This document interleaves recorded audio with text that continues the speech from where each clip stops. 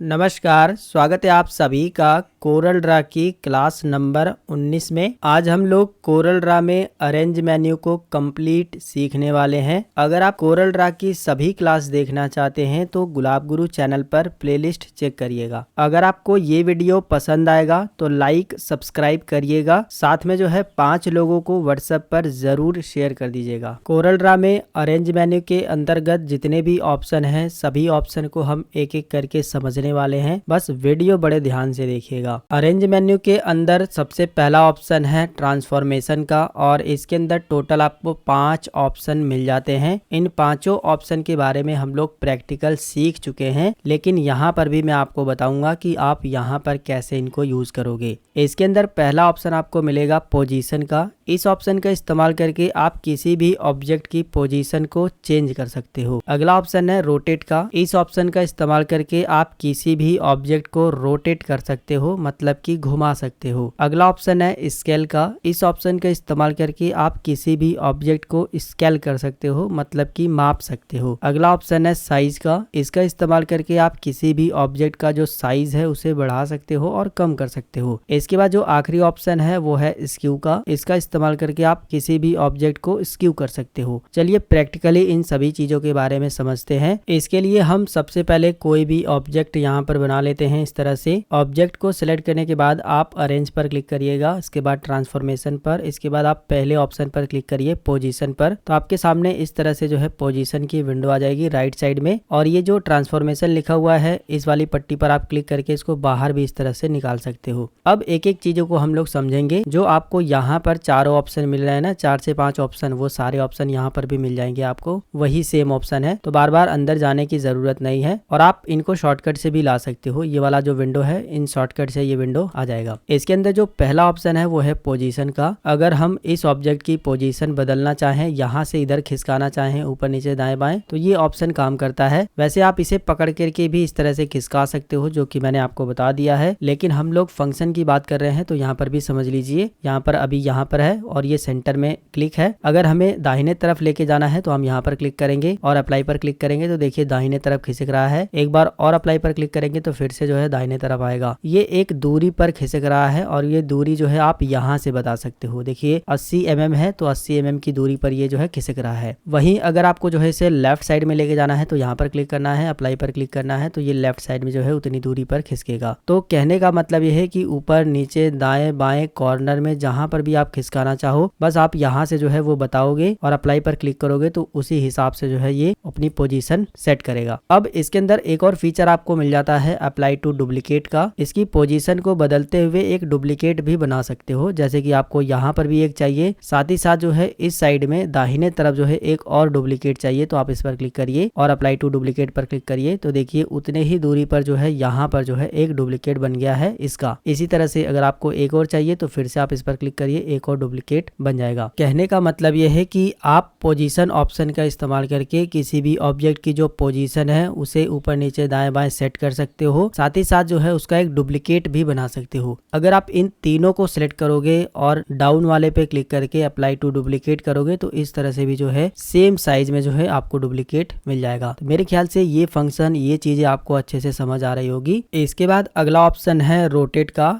Rotate का मतलब होता है घुमाना। अगर आप किसी भी ऑब्जेक्ट को घुमाना चाहते हैं, रोटेट करना चाहते हैं, तो ये फीचर काम करता है। वैसे मैंने आपको रोटेट करना बता दिया था कि आप बीच में क्लिक करोगे, रोटेशन पॉइंट आ जाता है, आप यहाँ से जो है किसी भी एंगल में जो है रोटेट कर सकते हो या फिर कहीं घुमा सकते हो। दूसरी बात की जब आप ऑब्जेक्ट को सिलेक्ट करते हो तो आपको प्रॉपर्टी बार में ही यहाँ पर एंगल ऑफ रोटेशन मिल जाता है, आप यहाँ से भी घुमा सकते हो। लेकिन हम लोग फंक्शन की बात कर रहे हैं तो इसके बारे में भी थोड़ा सा समझ लीजिए। आप यहाँ से भी घुमा सकते हो। कितने एंगल पर घुमाना है वो आप यहाँ पर टाइप कर दोगे, जैसे कि हमें 30 डिग्री पर घुमाना है, हमने 30 डिग्री टाइप किया और इसके बाद आप यहाँ से जो है उसका रिलेटिव सेंटर पॉइंट बता सकते हो, लेफ्ट राइट ऊपर नीचे या फिर सेंटर। इसके बाद आपको अप्लाई पर क्लिक कर देना है तो देखिए उस एंगल में जो है उतने डिग्री पर जो है घूम गया है। इसके अलावा आप रोटेशन ऑप्शन का इस्तेमाल करके भी किसी भी ऑब्जेक्ट को डुप्लीकेट कर सकते हो, जैसे कि अगर आप ये चाहते हो कि ये ऑब्जेक्ट जो है आपका डुप्लीकेट भी बने और साथ ही साथ जो है रोटेट भी हो, तो वो आप कैसे करोगे। जैसे कि हम चाहते हैं कि 30 डिग्री पर ही रोटेट हो, यानी 30 डिग्री पर ही घूमे, लेकिन इसका डुप्लीकेट बनना चाहिए, तो हम सेंटर पर ही क्लिक करेंगे और अप्लाई टू डुप्लीकेट करेंगे तो देखिए ये इस तरह से जो है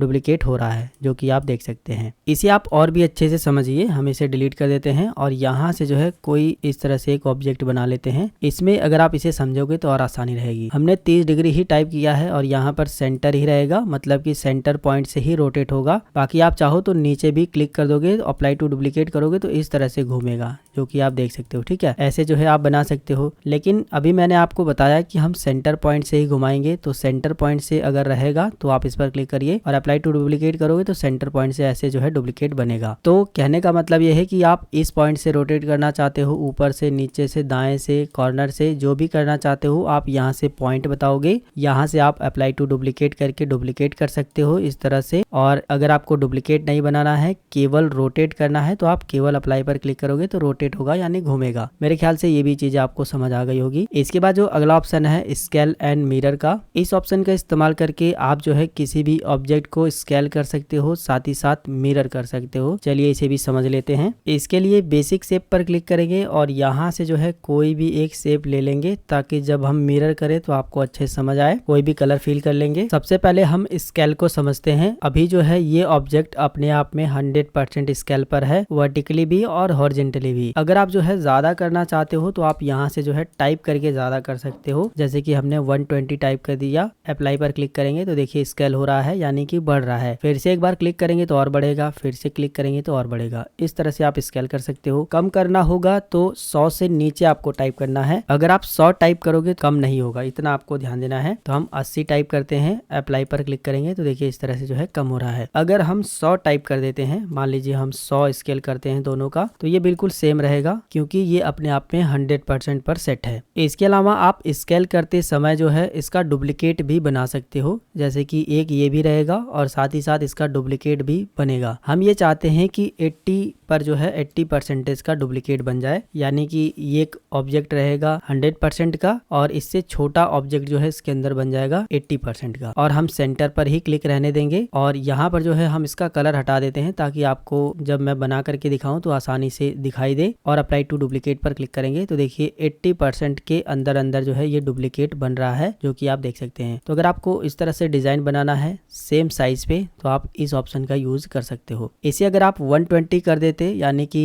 100 से बड़ा कर देते, तो ये बाहर की साइड में बनता। इस बात का आपको ध्यान देना है। फिलहाल हम कंट्रोल जेड से जो है सारी चीजों को पहले जैसा कर देते हैं। वहीं अगर आप पोजीशन नीचे वाली सेलेक्ट करके अप्लाई टू डुप्लीकेट करते तो नीचे से बिल्कुल सेट रहेगा और जो है इस तरह से बनेगा। अगर आप ये दूरी कम करना चाहते हो तो दूरी भी कम कर सकते हो। 80 की जगह पर जो है आप 95 टाइप कर दीजिएगा, तो थोड़ा कम दूरी पर ये जो है बनेगा कुछ इस तरह से, जैसे कि आप देख सकते हो। ठीक है, तो अगर आपको ऐसा डिजाइन बनाना है तो आप इस फंक्शन का यूज कर सकते हो। फिलहाल हमने टाइप करके सभी को 100% कर दिया है। अब हम लोग बात कर लेते हैं मिरर ऑप्शन के बारे में। तो मिरर ऑप्शन का इस्तेमाल करके आप किसी भी ऑब्जेक्ट को लेफ्ट से राइट मिरर कर सकते हो, जो कि यहाँ पर दिया गया है, और अप से डाउन या फिर डाउन से अप मिरर कर सकते हो। ये चीजें यहाँ पर भी आपको दी गई है। मिरर का मतलब ये समझिए कि रोटेट करना होता है, घुमाना। जैसे कि अभी हम जो है ऊपर से नीचे मिरर करना चाहते हैं, तो हम इस पर क्लिक करेंगे और अप्लाई पर क्लिक करेंगे तो देखिए ऊपर से नीचे जो है मिरर हो गया है। ठीक है, और इसी तरह से अगर आपको लेफ्ट से राइट मिरर करना होगा तो आप इस पर क्लिक कर देंगे ऊपर वाले पर और अप्लाई पर क्लिक करेंगे तो वो मिरर हो रहा है। अगर आपको शो नहीं हो रहा है तो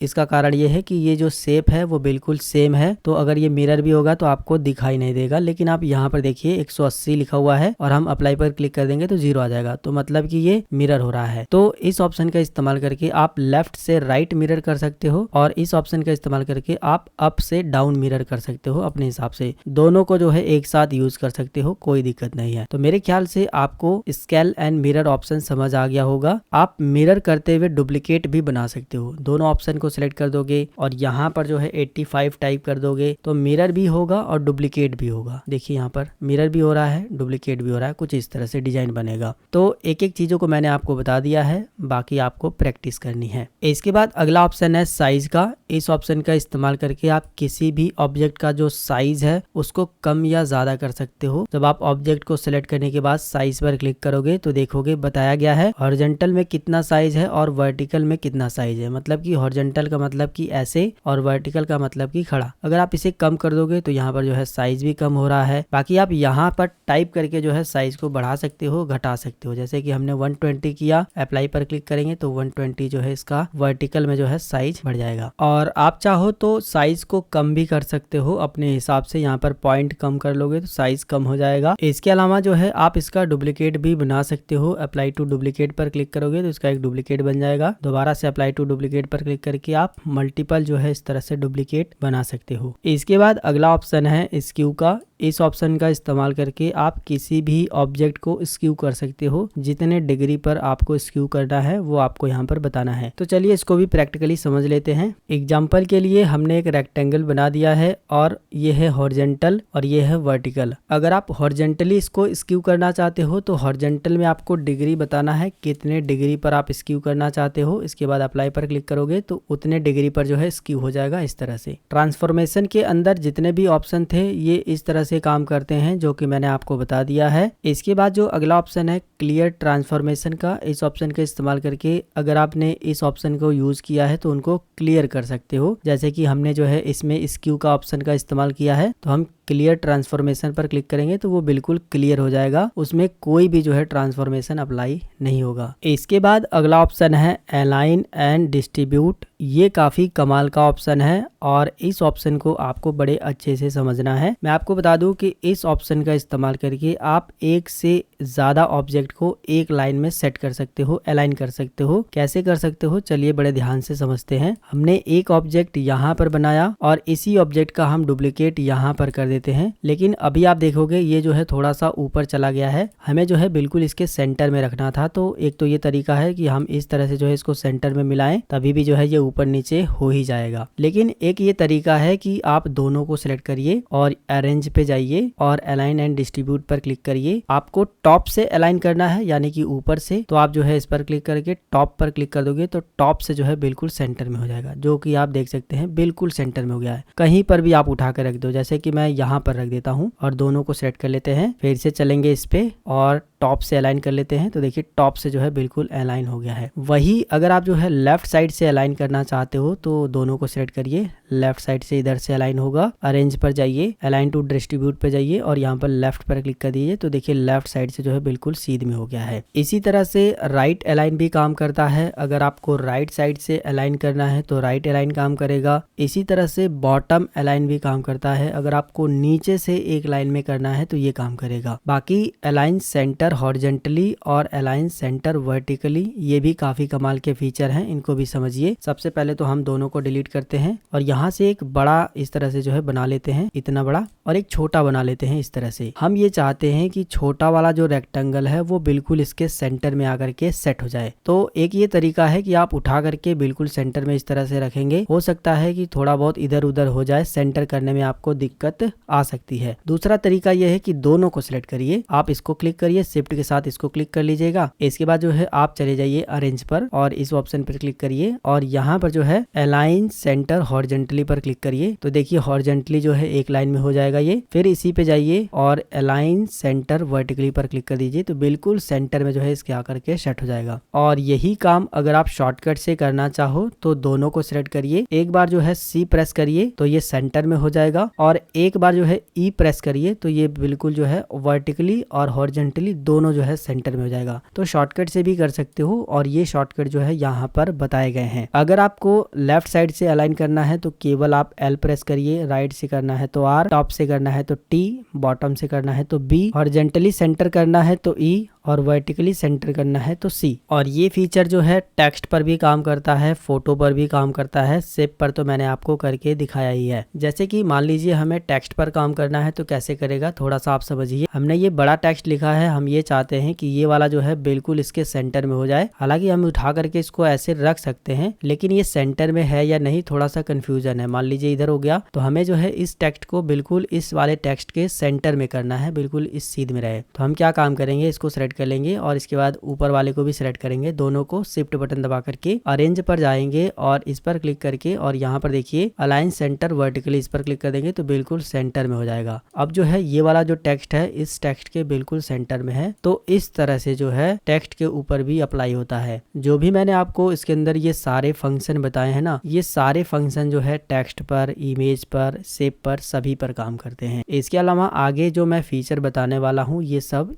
भी जो है सभी पर काम करते हैं। इसके अंदर जो अगला फीचर आपको मिलेगा सेंटर टू पेज का है। अगर आप कोई भी ऑब्जेक्ट को इस पेज के सेंटर में बिल्कुल लाना चाहते हो तो उस ऑप्शन से ला सकते हो। जैसे कि हम ला करके आपको दिखाते हैं। जिस भी ऑब्जेक्ट को आपको लेके जाना है, ऑब्जेक्ट सेलेक्ट करिए, अरेंज पर जाइए और यहाँ पर जो है आपको इस पर क्लिक करके सेंटर टू पेज पर क्लिक कर देना है। तो देखिए बिल्कुल पेज के सेंटर में आ जाएगा। लेफ्ट से, राइट से, ऊपर से, नीचे से, सब तरफ से जो है बिल्कुल सेंटर में रहेगा। तो ये काम होता है सेंटर टू पेज का। इसके बाद जो अगला फीचर है वो है सेंटर टू पेज हॉरिजॉन्टली। ये जो पेज है इसके हॉरिजॉन्टली में अगर आपको कोई ऑब्जेक्ट को सेट करना है तो ये फीचर काम करता है। आप इस पर क्लिक करिए तो देखिए यहाँ पर आ गया है। पहले कहा था यहाँ पर था, फिर से मैं आपको समझा देता हूँ। इस पर क्लिक करके यहाँ पर जाएंगे तो देखिए यहाँ पर आ गया है। इसी तरह से अगर आप ये चाहते हैं कि सेंटर टू पेज वर्टिकली आ जाए तो आप इस पर क्लिक करेंगे तो वर्टिकली में जो है सेंटर में आ जाएगा। तो इस तरह से ये सारे फीचर काम करते हैं। इसके बाद अगला ऑप्शन है ऑर्डर का।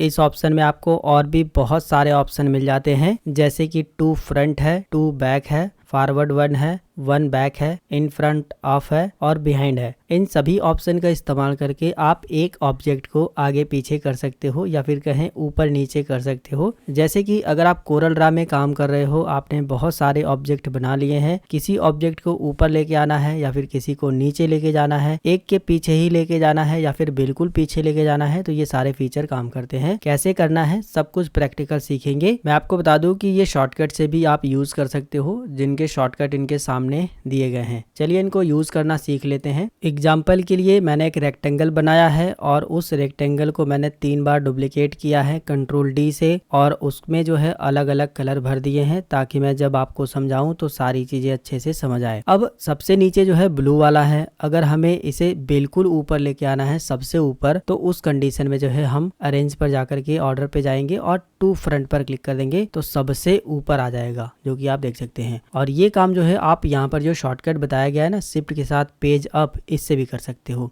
और अगर आपको इस ऑब्जेक्ट को सबसे नीचे लेके जाना है तो पेज डाउन कर दोगे शिफ्ट के साथ या फिर जो है टू बैक पर क्लिक कर दोगे तो सबसे पीछे चला जाएगा। और अगर आप इस ऑब्जेक्ट को एक एक करके ऊपर लाना चाहते हो तो उस कंडीशन में आप कैसे लाओगे, आप अरेंज पे जाइए, ऑर्डर पे जाइए, फॉरवर्ड वन पर क्लिक करिए तो देखिए रेड के ऊपर आ गया है। फिर से अगर आप इसमें जाकर के फॉरवर्ड वन करोगे तो ब्लैक के ऊपर आ जाएगा, जो कि आप देख सकते हैं ब्लैक के ऊपर दिख रहा है। और इसी तरह से अगर आप फिर से एक बार कर देते हैं तो और ऊपर आ जाएगा। कहने का मतलब ये है कि अगर आपको किसी ऑब्जेक्ट को एक एक करके ऊपर लाना है तो आप इस ऑप्शन का यूज करोगे, और किसी ऑब्जेक्ट को अगर एक एक करके पीछे लेके जाना है तो बैक वन पर क्लिक करोगे तो एक के पीछे जाएगा। इसी तरह से जो है फिर से बैक वन पर क्लिक करोगे तो फिर एक के पीछे जाएगा। अगर आपको यहीं पर चाहिए तो इसी तरह से छोड़ सकते हो। बाकी अगर आपको बिल्कुल पीछे लेके जाना है, बिल्कुल आगे लेके आना है, तो वो सब कुछ मैंने बता दिया है। इसमें जो अगला फीचर है वो है इन फ्रंट ऑफ। इस पर क्लिक करके आप जो है किसके ऊपर लाना चाहते हो वो डायरेक्ट आप बता सकते हो। जब आप उस पर क्लिक करोगे तो इस तरह से आपका कर्सर आ जाएगा। आप किसके ऊपर लाना चाहते हो वो आपको बताना है। जैसे कि अगर आपको येलो कलर के ऊपर लेके जाना है तो आप येलो कलर पर क्लिक कर दोगे तो उसके ऊपर जो है बिल्कुल आ जाएगा। और इसी तरह से